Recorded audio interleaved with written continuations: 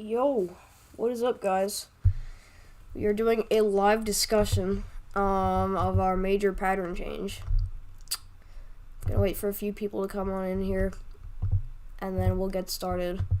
Alright, but we've got some pretty wonky runs from the GFS today, so I think it's worth talking about. But yeah, major pattern change was definitely possible, so why not go live? I know Dave said chill live streams, so we're gonna do a sort of chill live here. Did I fix the quality? What's up, guys? What's up, Weston?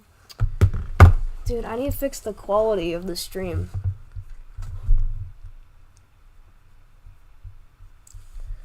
That's annoying.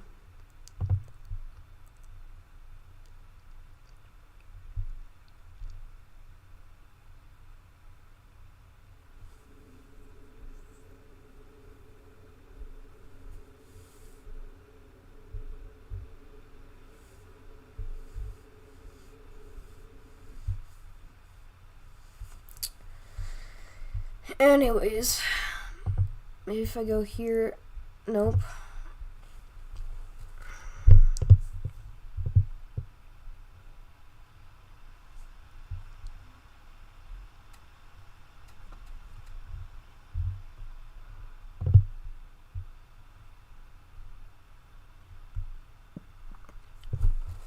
Whatever, we're just gonna have to go live in 720 and hope for the best. I'm gonna wait for a few more people to come in here. What's up, Jack? We're gonna talk about Oklahoma in the next few weeks. We'll have to look at model guns, but you guys should be relatively busy. Let me know if you guys like the new thumbnail.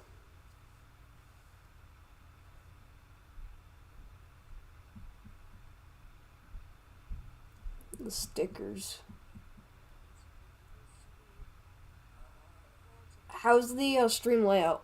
We're gonna try this. Right now I have a tornado emergency side panel, but I have the orange severe thunderstorm warning on the bottom. I need to fix this. Okay, let's see. Let's see here. Alright. There we go. Let me know if that's better. Dude, if I made a blue one for winter storms, then that'd be kind of fire. Yeah, thanks. Yeah, it finally did rain on Long Island. Dude, you guys are the only people here. Thumbnail's good. Bet.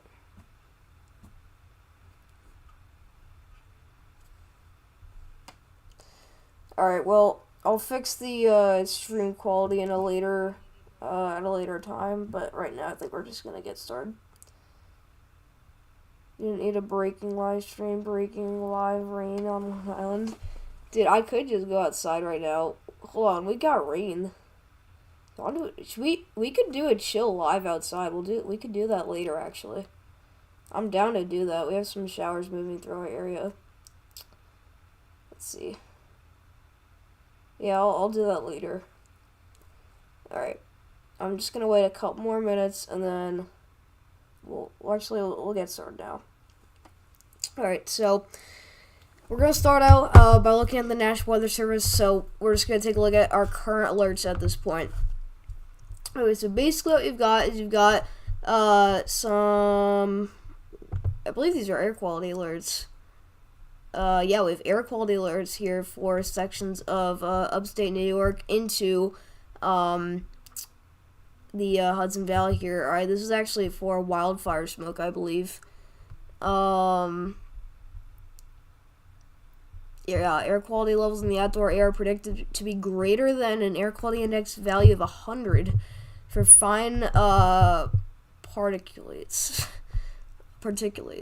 The air quality index, or AQI, was created to... Okay, so that's just the tag that they always put on. So yeah. This should be, I feel like this is for wildfire smoke, but I guess it's just that the AQI levels are really high. Let's see. I know we do have a fire out here. Let's see here. Okay, so it's not showing up on the fire temperature satellite. But anyways, we have air quality alerts in the Northeast, as well as sections of extreme western Tennessee, northwestern Mississippi there. Alright, you got some air quality alerts also for sections of southeastern Washington State into southwestern Idaho. Alright, then you also do have some spotty areas here of winter weather advisories, and then also some wind advisories here for northern Nevada into southern Washington State, alright? So we're very calm at this moment. Alright, nothing too crazy going on. We do have some leftover flash flood warnings and flash flood advisories from just the rain we've been seeing out here across sections of Oklahoma. I know Weston has definitely been getting a ton of rainfall recently.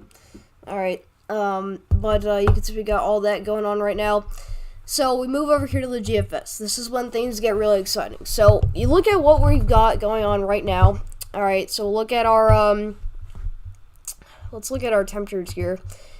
And so you can see if we look at our 2-meter temperature that we do have pretty warm air still hanging on here in the eastern United States. We got a big blast of cold air moving in. This is probably going to set the stage for our pattern to kind of collapse. So you can see that, you know, the past couple of days we haven't really seen much action other than 2 recent troughs that have brought severe weather and snow across sections of the south central United States. Now look what happens as we get into middle part of next week, or I guess this week into late this week. You can actually see we do get quite a few systems move through. You get one here towards the middle, the late end of this week. That kind of just brings a lot of rain out there to the northeast and the Ohio Valley. But then you get another, kind of system that swings by here in the northern tier of the country that does bring some more rain into the Ohio Valley. So once again, more rain out there. You got snow into Atlantic Canada. And this kind of moves out into the northeast. But look at this. You've got 2 big dips in the jet stream here. This one behind our trough that moves through. But look at this. You have what seems to be a classic winter storm setup. You got a low that's moving down, ejecting here across the southern United States. And then you also do have that trough moving down from the Pacific Northwest, bring a lot of that cold air and snow. And bam! You get a huge connection here. And you've got a 1,004 millibar low. This is a classic negatively tilted trough. Look at this dip in the jet stream, man. This is crazy. You're getting your 540 line down all the way into the Texas, New Mexico line border, which is pretty crazy. You get cold air into Mexico with this, and it's not even December. All right, so this is very rare to see something like this. But you see a storm that kind of just spins around here. This reminds me of the Christmas snowstorm of last year. Same, pretty much, we're going to look at that. It was the same general area, alright, same, but it literally looks the same. I don't know how, but I just remember that. That is, that's actually crazy. Dude, I just remembered that. And we're going to look at that right here. Give me just a second here. But yeah, that definitely looks a lot like the Christmas snowstorm from last year. Alright, so at this point we're about 8 months ago here. Wow, we're going through a scrapbook of my life.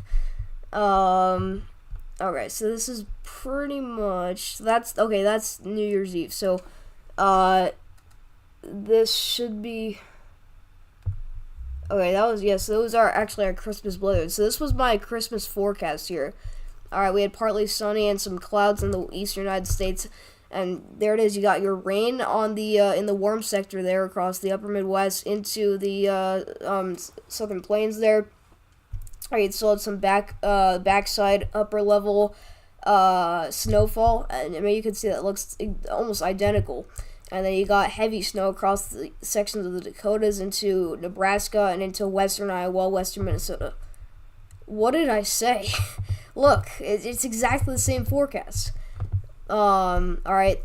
But obviously the snow wouldn't be as intense as our Christmas blizzard because obviously we saw, I think, over a foot of snow for some areas here. Alright. Look at my old setup there. We used to look at that radar.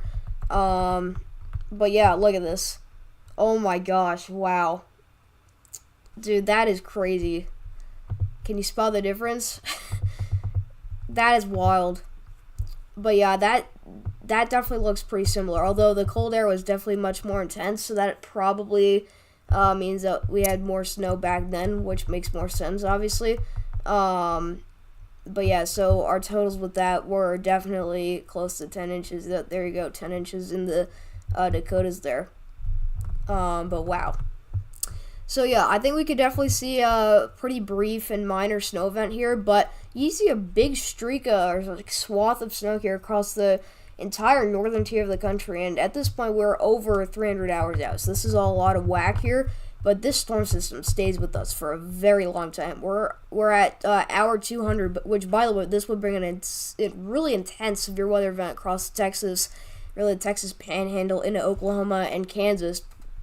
Alright, but if we were to see a storm like eject across the southern United States and we get a trough to kind of dig down here into the central United States, those two pieces come together and combine here, we could get a really robust system with this upcoming pattern. That's what everyone's fearing.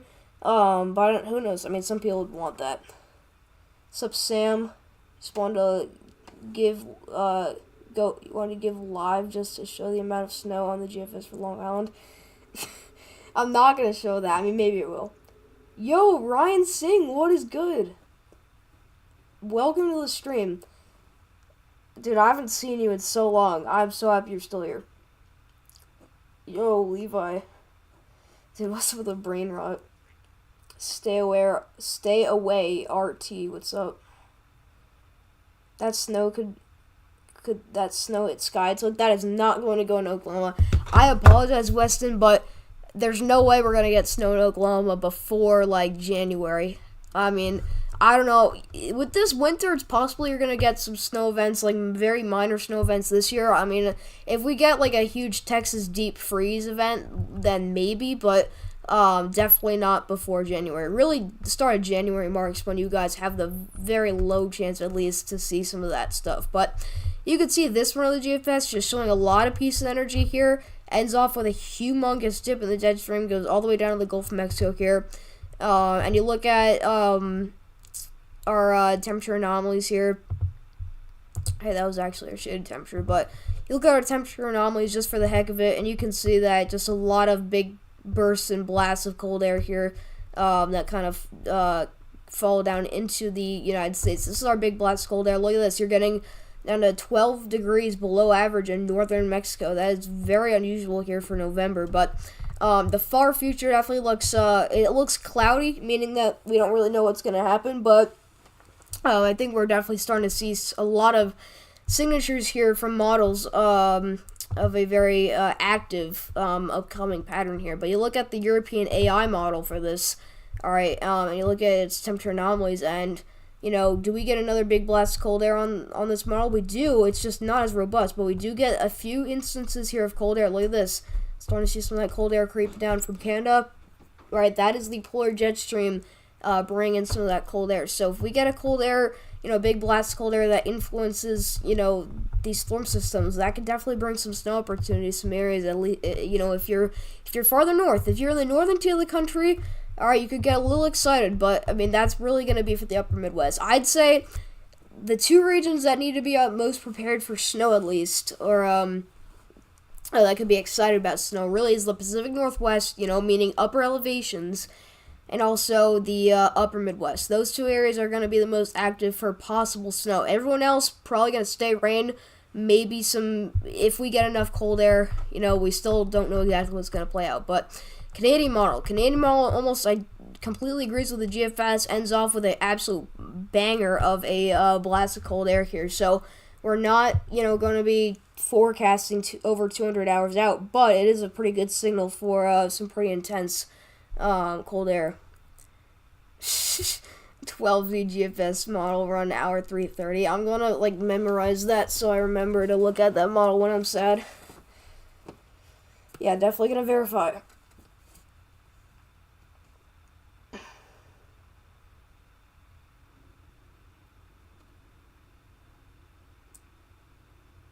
Intense severe weather event. Let's not go too far to define intense. What do you mean? When did I say intense severe weather event? Are you talking about the one on the GFS? Obviously what I meant is that could be a severe weather event. I mean, you know what I meant. Like, I'm not forecasting on the GFS, which is not a high-res model at all. And this is over 200 hours out, so there's no way I can forecast this. There's no way I can say that this is a significant or like a what did I say? What did I say? There's no way I said this was. There's no way I'm saying that this is an intense severe weather event when I'm looking at the GFS, which is completely low-res model here, but also over 200 hours out. I mean, that's just completely unreliable. So you just know what I meant there. Just that this signature here from the GFS, when you get some splotches of yellow and orange, that's just a signal for, maybe not just your ordinary severe weather event. That's what I meant. Like, I'm not saying anything other than that. Any ice or snow this year in Texas? It's possible, man. But you're going to need a big blast of cold air. I mean, you're going to need a memorable blast. All right, we had 1 or 2 of those in February. They were back-to-back. And those were the ones that you needed. I remember exactly what happened. We got a negative NAO phase finally come upon us in February. The eastern United States finally got their snowstorms and their active pattern that they needed. And so that pretty much brought down two of the biggest cold air outbreaks of the year, and that did bring some cold air into Texas. So if something like that plays out, definitely possible ice. I mean, we've seen in past years, obviously, the DFW deep freeze event. That was, horrible. Houston even got some freeze from that. So, I mean, there's just a lot of scenarios that could play out. But really, we just gotta wait and see if we're going to get any of those, blasts of cold air to move that far south. That's really the big question. Because if you're talking about, an area up in the northern United States, then heck yeah, I mean, it's definitely favorable because it's winter in general, but also you've got La Nina, which usually brings the Arctic jet stream, or polar jet stream, I should say, farther south. So those are the different ways that could get you some ice and snow events this winter. But this is not a forecast. I want everyone to keep that in mind. This is not a forecast. This is a discussion. This is a signal that we're looking at. And this is for multiple models. We're not just looking at the GFS because we want to get high with the GFS. So, Astrid. Could it snow in DC sometime soon? Probably not. I think it's going to take a couple more months, but I think definitely this winter. You're in Leon County in Texas. Do you know where that is? I've heard of it, but 2021 repeat. Dude, I remember it was one of my first weather updates ever. I remember I was doing an update on the Texas deep freeze event in 2021. And I just remember looking at pivotal weather on the ice accumulation map, and I was like, man, that is a lot of ice. I mean, I remember I was new to ice storms, so I looked up a lot of videos of why they cause pileups and stuff, and I mean, I understood how ice is dangerous on roads. I mean, that's just common sense, but I kind of went more in depth with it. But I learned enough to come to know that was going to be a pretty intense event. But yeah, I'll look up your county.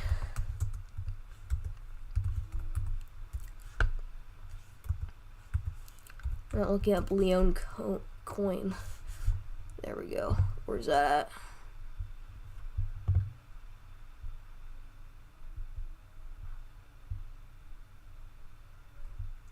Okay, so you're south of DFW. You're what is going on?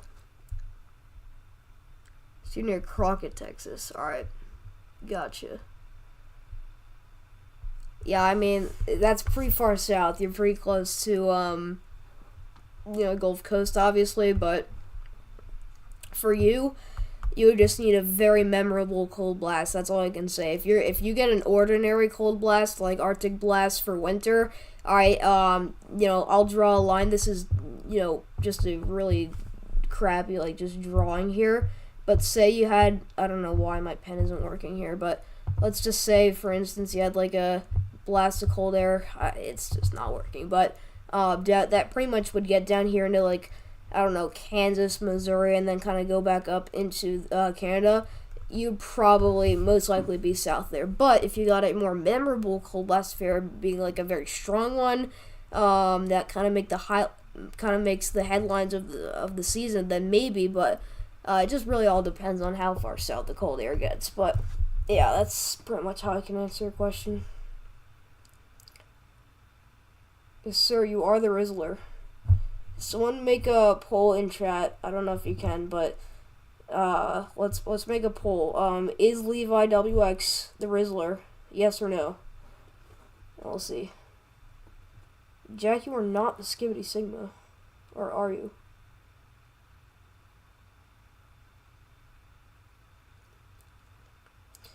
Alright, chat, if we get to 15 likes, I will gritty. I will gritty at 15 likes. I'll gritty at 15 likes. And Jack's in here, and obviously he's going to want to make an edit of me right away, so. So yeah, that was the 18Z run from today. 12Z, we're not going to look at hour 3:30. But you can see the 12Z just does have a pretty similar event, except this is much stronger here. You get this is that Christmas-like, blizzard event here. That it's not quite a blizzard, but it does bring some snow to the northern tier of the country. That moves out by late this week. And then here comes our big snowstorm, or our big system. Hold on, was that the 6Z run? I think that was.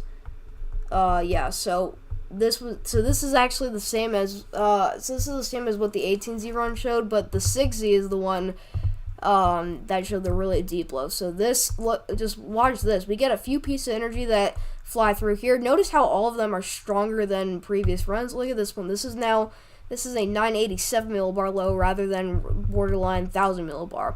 But here comes your big one. You get a nice, really big trough that moves down here into the northern United States, meets up with this piece of energy that ejects across the southern United States, brings possible severe weather here across the central plains. This will bring some very intense rainfall there. All right, right around that low pressure there. We do get a lot of lake effect snow there for the Great Lakes, and then just a huge blast of cold air that brings some snow down into the Ohio Valley, and then the Northeast gets a nasty mix of rain, and this would probably bring some really intense winds, as you'd have winds that would ride up the coastline coming off of the Atlantic. So that's a pretty robust system if you ask me, but this just basically is a huge signal for a possible very active pattern ahead. And so you look at the vortices here,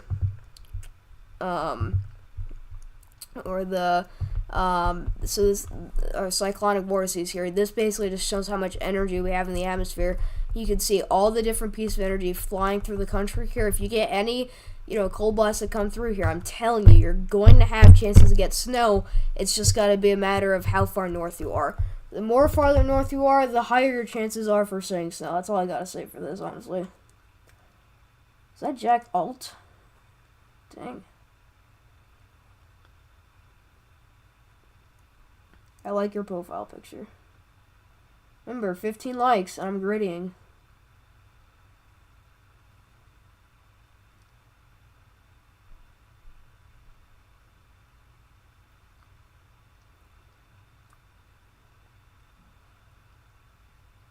I'm gonna pin that message.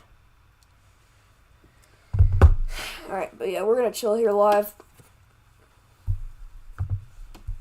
We also, Raphael is now a tropical depression. I never did any updates on Raphael, only because it made landfall in Cuba, but never did end up impacting the United States. Somehow, it went all across the Gulf of Mexico, even became a major hurricane, but somehow has not yet impacted the United States, other than bringing some barely any tropical rain bands to the very bottom tip of Florida. Pretty wild stuff. But this is Typhoon Torjai. I'm not saying that right. Torai. Maybe that's how. But you can see satellites. Wow, satellite is glitching out like crazy. But you can see the last few scans here. Definitely showing pretty intense system here. Is this moving over the Philippines? Hold on. Where is that moving over? Where's that? I don't know. I think it is. But that is a minimum central pressure of around 970 millibars. So that's equivalent to probably a Cat 1, Cat 2 hurricane here. They have Tropical Storm Yingxing. And this is also glitching out, but you can kind of see it here popping off some pretty good convection.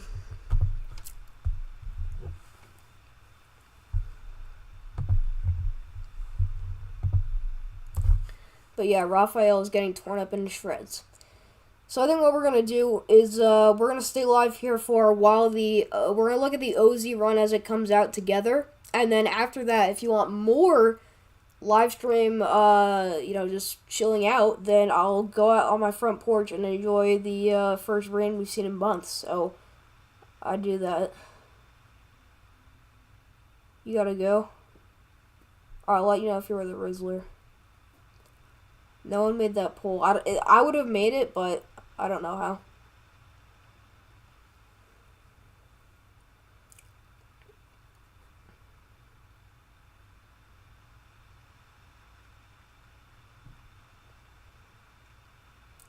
$10 likes. We're 5 away from me grittying. We'd have to do it before this next run of the GFS comes out. You're going to have still some time, though, because it's going to take a while to get all the way out. I mean, we're not going to look at hour 384, obviously, because that's just nothing, but you want me to show the long-range CFS on Pivotal Weather? Dude, there is really no point looking at that, but yeah, it's a very bad model. I mean, there's really just no point. I mean, it's like a GFS, but it's like a glorified GFS. I mean, it just goes even farther out. There's no point for having this. What did you want? The CFS, yeah. So, and that's only on Pivotal Weather, so. Dave says the thumbnail's crazy. Just for fun. Dude, are we gonna show a crazy model run scenario just for fun, even though I did kind of say that this was a pattern change discussion? This is... I keep saying CFS, I know it's CMC. Dude, it's CMC, but I'm on the CFS. The CFS is just a climate model, so this is a little bit more reliable, I guess you could say. This is made for predicting climate, but you can see January here. We actually do see this pattern where we get more below average with our height anomalies here, and then we get above average with our height anomalies, basically meaning we get more low pressure in the northern tier of the country, more high pressure in the southern tier of the country. But this is a climate model. This isn't like too unreliable, but it's still technically very far out, so.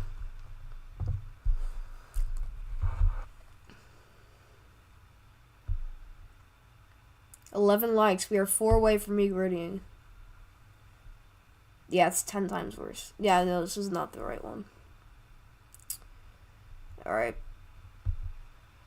If you haven't liked the stream already, do so if you want to see me gritty. I don't really want to gritty today because I feel like I'm going to embarrass myself, but whatever. For 15 likes, I'll take it.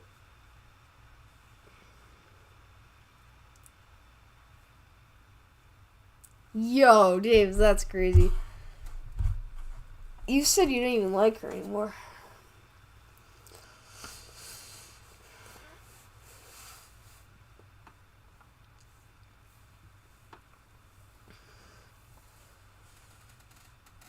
Does Davis have Riz?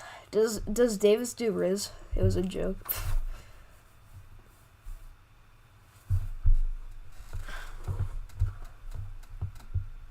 We could look at the icon too. Does the icon show? So the icon doesn't show frozen precipitation, but you can still see the cold fronts here.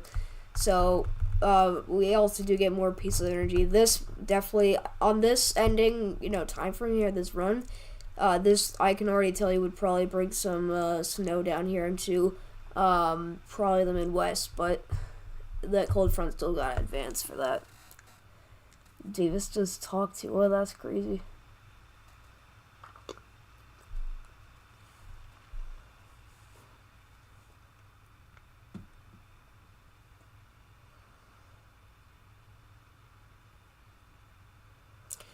What, the icon shows frozen? Oh, it does. Wait, how did I not know that? Well, it did not bring any snow, but I do think that with this cold front, if this, like, if you looked at it, if this model run went out a little bit further, I think this cold front would eventually bring in some snow. Dude, this would be a severe weather maker. I'm telling you, that warm sector is wild, but look at that. This is this is 180 hours, so this is just a signal. This is not a forecast, obviously, but this is definitely a legit signal. That, you could say, is a big signal for a major severe weather event, because when you see purple on the GFS, and this is right in the deep south, I mean, this has got to be severe weather if you're talking about something that was going on, you know, just about like 48 hours out.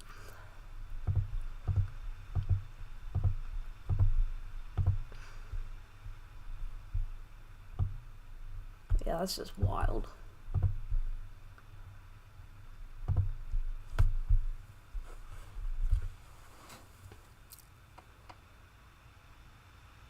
Well, the R-Gem. Alright, but I have been to the Nassau Coliseum. I don't know. How did you know that? Is it that popular? I mean, I've just been there because it's right next to my school. It's really close to my school.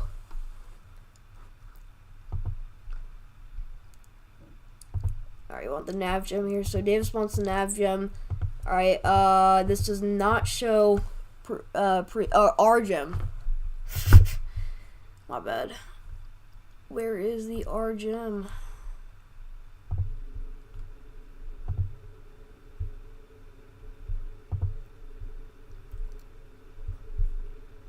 Okay, this goes out 84 hours.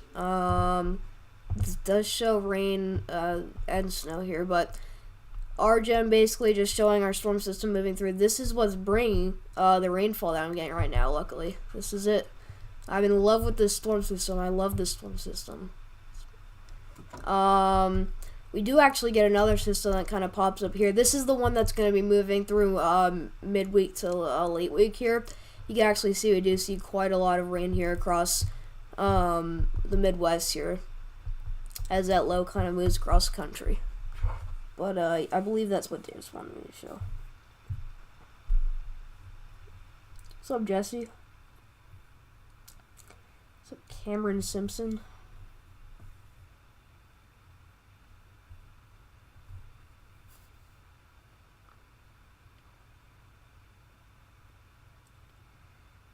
Yeah, for those of you that are new here, tuning in, like the stream if you want me to gritty. We're 3 away from you gritting. I'm afraid we're going to have to do it. You know what I'm going to do? I'm going to transition to an outdoor stream. So I'm going to end off the stream now, but don't worry because I'll be outside.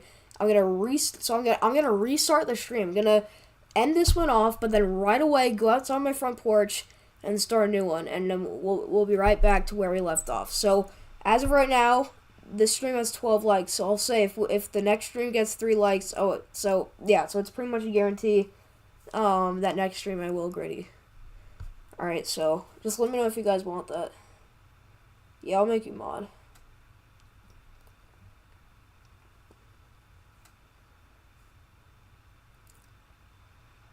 Alright.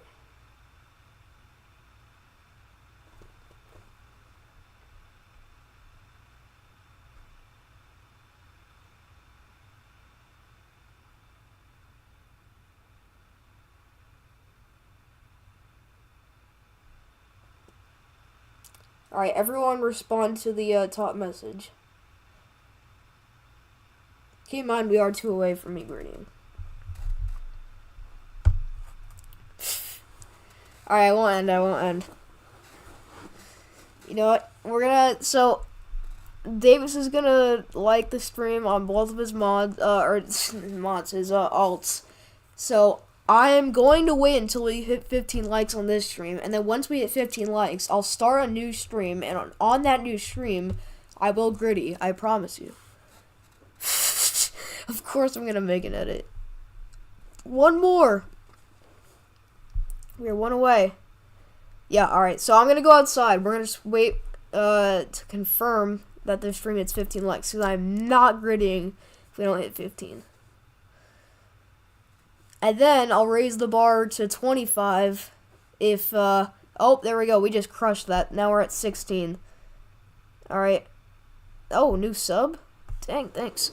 Alright, I'm gonna have to live stream. I appreciate all of you for coming to watch, and I'll see you guys in the next live, which will be, the next live, it will be outside.